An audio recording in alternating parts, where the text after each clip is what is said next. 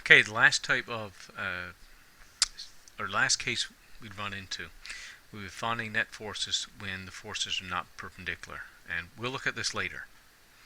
So we won't do an example of that today. That will be later in the course. We'll get through that. So here we'll continue with another example. We're looking at perpendicular forces. And in this case, these forces, we have multiple forces acting on an object. So we have a normal force, force of gravity pulling down at 70, a normal force of 100. We have a force pulling 80 newtons in one direction and 40 in the opposite direction. So how do we handle this?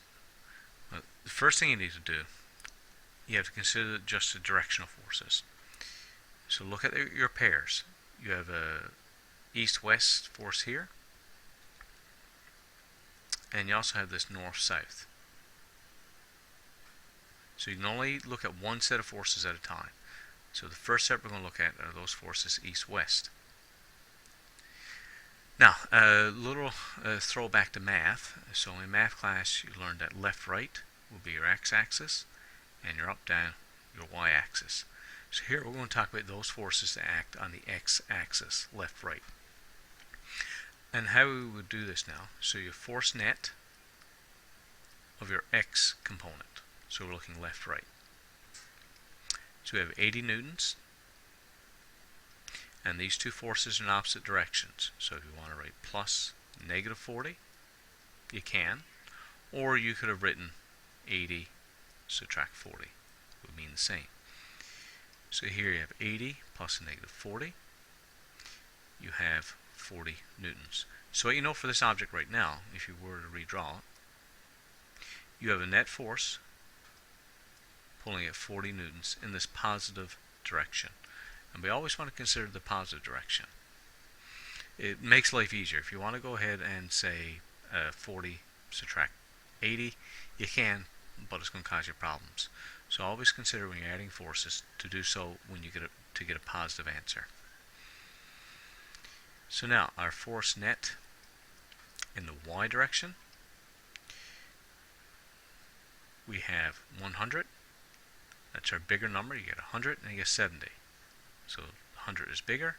So we'll say 100 subtract 70, and you end up with 30 newtons.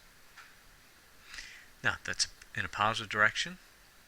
So it's the same here as if you had a force pulling up at 30 newtons. Now we brought this down. Alright, sorry about that.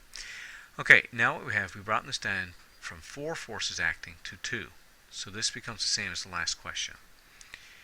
So let's consider a force in our first direction.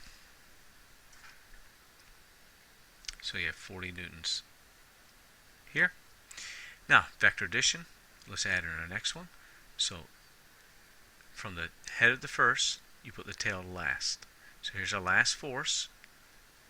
So we start at the head of our first one, here, drawing our last force, 30.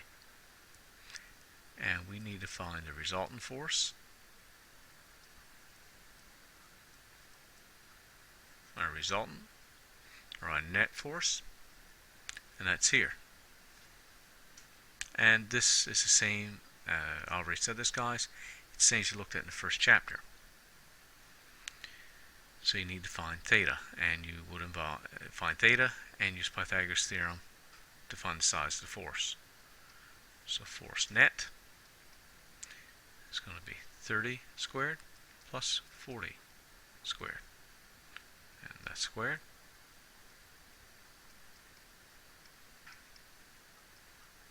$900 plus $1,600.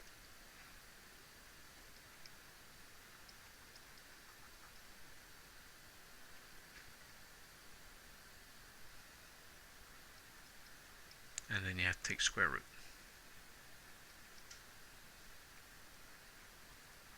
So take square root of this number right here. And you have 500 newtons. So you have all four forces acting here, and that means it's the same as if you had your object and one force pulling at 500 newtons. We need to know the direction that's getting pulled in. So theta,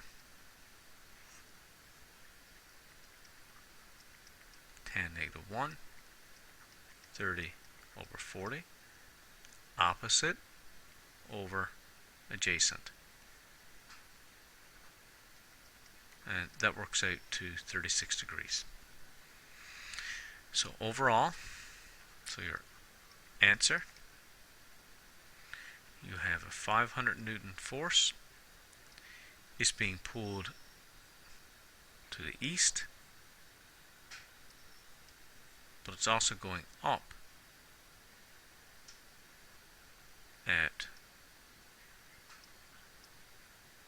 36 degrees, and that's up or north. So it's the same here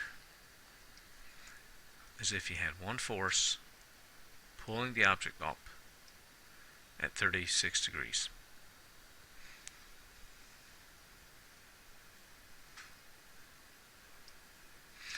Alright, for the next couple questions, I want you to do them on your own. So example 3, 85 kilogram object is sitting on horizontal surface and being pulled to the right by two forces, and you see them listed there. The motion is opposed by a 12 Newton frictional force, so draw a free body diagram.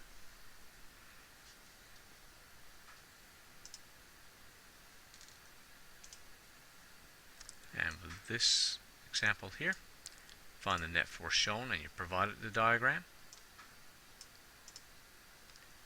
Example 5. Again, find the net unbalanced force for this object. Example 6. 4 ropes are attached to a box, and 4 friends pull with the forces indicated. So draw a free body diagram and the net force. And 7. Calculate the magnitude and direction of net force acting on the object in the diagram. And the next video, I'll simply show what the answers are. And if you don't get this finished in class, then it is homework.